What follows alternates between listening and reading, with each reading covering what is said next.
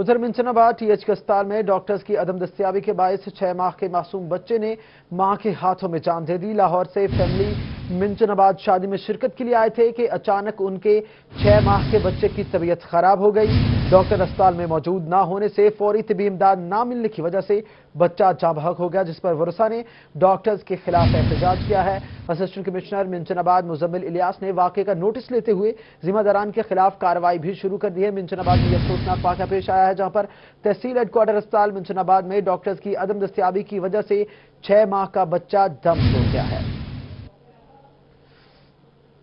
आपको अपडेट कर रहे हैं मिंचनाबाद से, जहां पर लाहौर से मिंचनाबाद शादी पर आए मेहमान के बच्चे को बीमार होने के बाद अस्पताल ले जाया गया।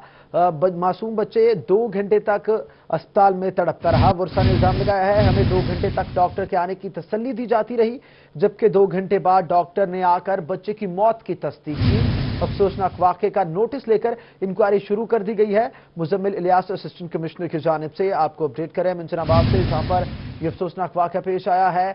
मिंचनाबाद में आप टीएच के अस्पताल में डॉक्टर की अदम दस्तयाबी के बायस 6 माह के मासूम बच्चे ने मां के हाथों में जान दे दी। लाहौर से फैमिली मिंचनाबाद शादी में शिरकत के लिए आई थी कि अचानक उनके 6 माह के बच्चे की तबीयत खराब हो गई।